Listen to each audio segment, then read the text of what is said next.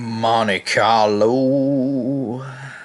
One for the road came out and it didn't disappoint. Welcome back, guys, to Fog Racing.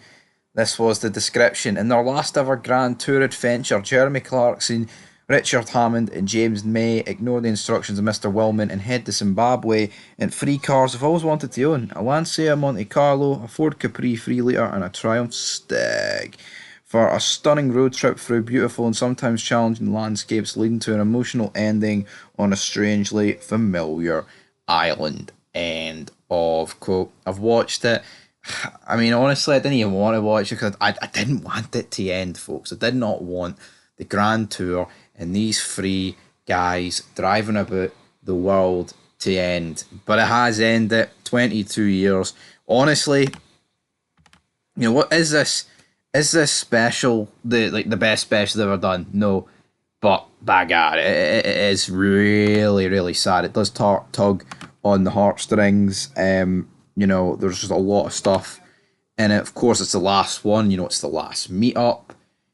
They ended it where they started, which I thought was just chef's kiss, personally, in that remark. But yeah, the cars, obviously, you got the Triumph Stag, which James May had. Clarkson had the Monte Carlo, and Richard Hammond had the Ford. The Ford. Now, immediately, Richard is straight in there with a joke about Ocean Gate. Obviously, the disaster on the submarine when they went to see the Titanic, which I thought was pretty good. And Jeremy was like, you know what, you can write to us, but via voicemail because we're done after this. And I love the fact that they were able to end it on their own terms, and like they all knew that this would be the last adventure, because there'd have been nothing worse if they'd filmed one with the intention of doing more, but then it just got cancelled and that was it. You know, you could obviously see that they were visibly upset. It did begin with Jeremy on a rope bridge, and he did look upset. And when they were talking throughout the show, that they were choking up, which rightfully so. Yeah, there's no shame to admit here that even big Stevie Cool here on Fog Racing shed a tear or two for these guys. But of course, the mission was to drive to Zimbabwe, drive across it from east to west, and then return to Botswana, where of course the original Top Gear special was 17 years ago. So obviously that was in 2007. They've been doing Top Gear together though for about 22 years. So as James May said, for over a third of his life, he is he's been with these guys. They've done all these specials, and it was just incredible, man. The cars were brilliant. The comedy was brilliant. The boats, them drinking, sharing old times. I mean, nothing I can say here is going to justify it. You're going to need to watch it yourself. Some funny moments, the breakdown. Oh, we're going to change the habit of a lifetime and help him. No.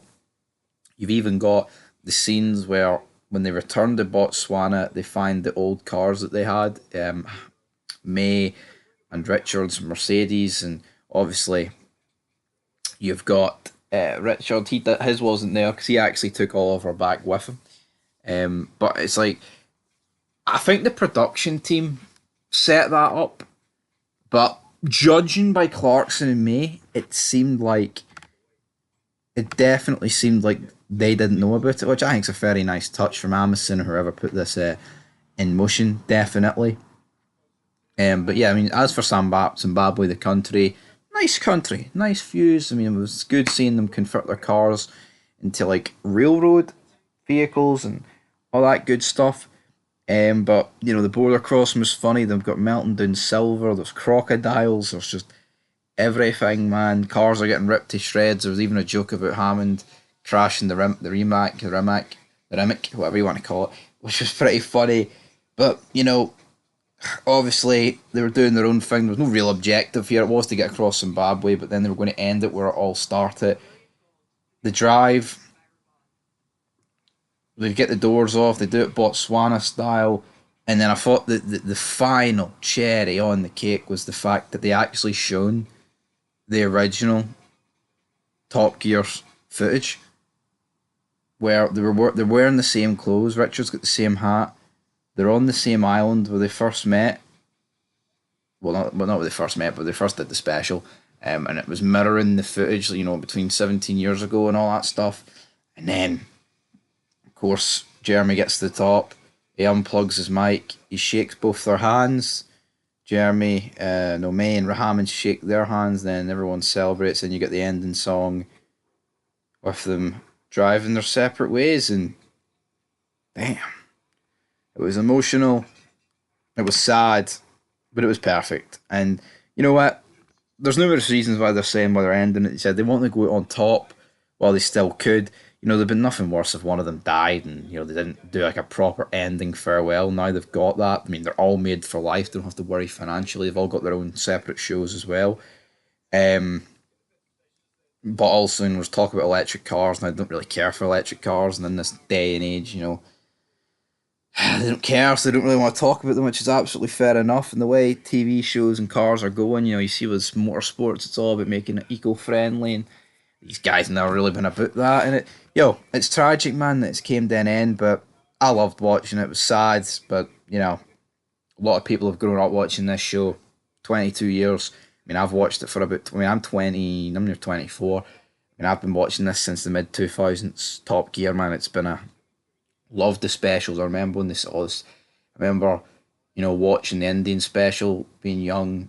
I remember watching them all, Middle East. I mean, I just remember watching them all, man. And I'm glad that even when they got thinged for BBC, they were able to go to Grand Tour and give us another 8 years of chaos. It's been brilliant, man. It's been beautiful. There's no two ways to. Honestly could not imagine life without the Top Gear memes and the moments and the quotes and all that stuff without these three, man. They are a staple in British history. They are. They are absolutely massive. Name me someone in Britain that doesn't know Top Gear, doesn't know these three, doesn't know them by names, especially Jeremy. Incredible guys. Can't do them enough justice. Legends. Goats at the highest order. And aye, that's where we're going to leave it. And on that bombshell, it's time to leave.